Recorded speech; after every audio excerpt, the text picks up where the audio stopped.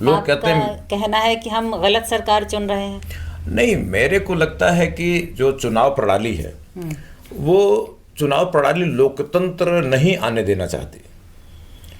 मतलब हमने जो इलेक्टोरल सिस्टम अपनाया है वो उस सिस्टम इनबिल्ट है, उसका इकोसिस्टम है कि लोकतंत्र पैदा ना होने पाए।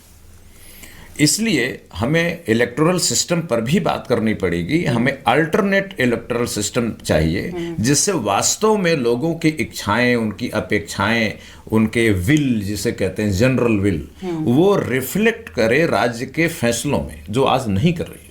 तो सरकार क्या सिर्फ हिंदू मुस्लिम मुद्दों पर चुनी जा रही है, क्या मानते हैं आप?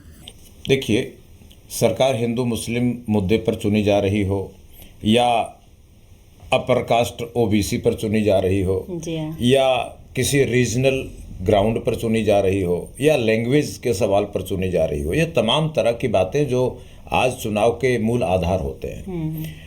ये देखो, एक कहावत है कि कुछ किया कर और ना कुछ काम हो तो पैजामा उधाड़ कर सिया कर। अच्छा, तो ये पैजामा उधाड़ कर सिलना है ये क्योंकि सरकार को पब्लिक के लिए कुछ करना नहीं है, क्योंकि सिस्टम अलाउ नहीं करता। हाँ। कुछ करना ही नहीं है तो सरकार को नहीं करना है, पार्लियामेंट को कुछ नहीं करना है, पब्लिक को छोड़ देना है। उनकी केवल एक ही चिंता है कि हम कैसे चुनाव जीते।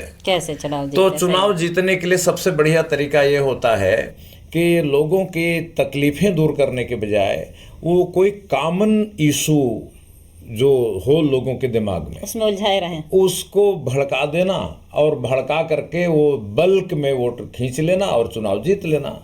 तो ये पैजामा उधेड़ कर सिलने का काम है।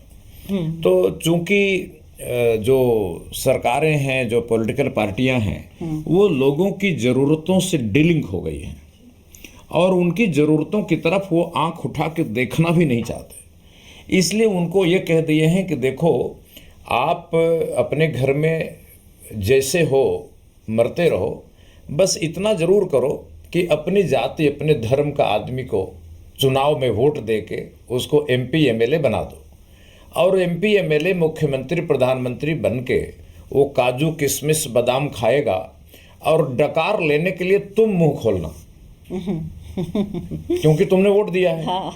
तो अब लोगों को भी ऐसे लगता है कि मेरा एमपी बन जाएगा, मेरी जाति का, मेरे धर्म का एमपी बन जाएगा, तो और वो काजू किशमिश खाएगा तो मुझे डकार आएगी। तो ऐसा कभी होना नहीं है।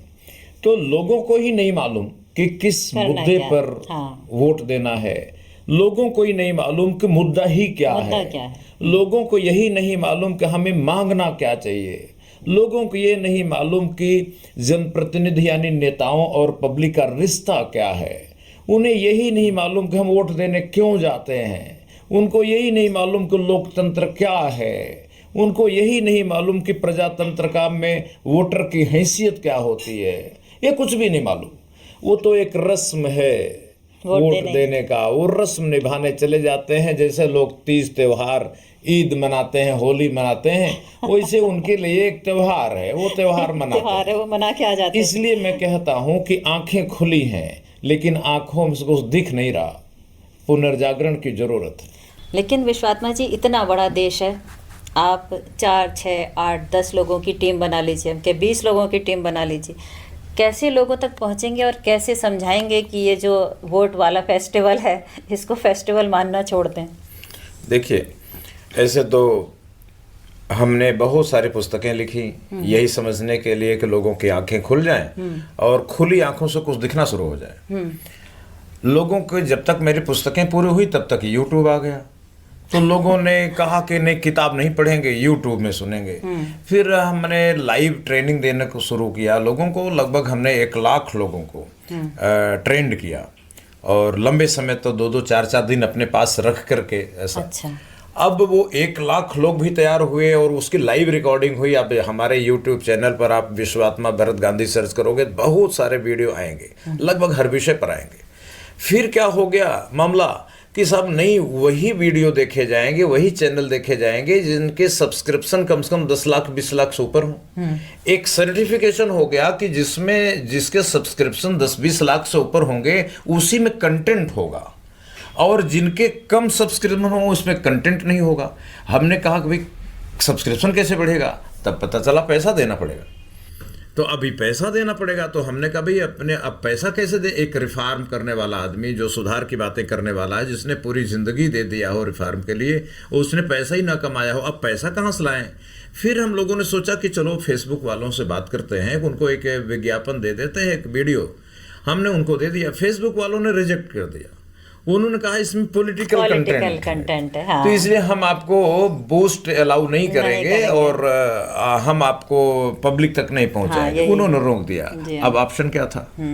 ऑप्शन यही था कि अब लोगों के बीच डायरेक्ट जाएं। आप ठीक कहते हो कि इतना बड़ा देश है, लेकिन हमारे लिए एक शोध का भी विषय है कि हम डायरेक्ट लोगों के बीच जाते हैं तो लोग हमें हमारी बातों के प्रति कैसे रिएक्ट कर रहे हैं। अगर हम स्टूडियो में बातें करेंगे या फिर हम लाइव ट्रेनिंग में बातें करेंगे तो हमें लोगों के रिएक्शन नहीं पता चलते। हमारी लाखों लाखों लोगों की सभाएं होती है, मैं उसमें बोलता हूं, लोग मुझे सुनते हैं, लेकिन मैं उनको नहीं सुनता। तो ये पूरा कम्युनिकेशन विन वे होता है। तो ये टू वे हो, इसके लिए हम एक शोध के तौर पर, रिसर्च के तौर पर, ये मेरे लिए एक स्टडी है कि हम अपनी बातें जनरल पब्लिक को कहें और उनकी भाषा में बोलने के लिए जब वो हमारे सामने ही होंगे तो हमें मजबूरी होगी कि हमें ऊपर से नीचे आकर के इंटेलेक्चुअल से पैगंबरत्व की भाषा में बात करनी पड़ेगी। अच्छा। तो वो मेरे लिए भी एक चैलेंज है, उसको मैंने स्वीकार किया है। आने वाले दिन में देखेंगे कि हमारा ये मॉडल कामयाब होता है तो इस तरह से हमारे बहुत सारे लाखों समर्थक हैं, वो छोटी छोटी यात्राएं पूरे देश में निकालना शुरू कर देंगे। तो ये टीम एक नहीं होगी, वो हो सकता है 20,000 टीम हो जाए और वो 20,000 टीम चाहेगी तो थोड़े ही दिनों में पूरा देश की आंखें भी खुली होंगी और उन आंखों से कुछ दिखना भी शुरू हो जाएगा।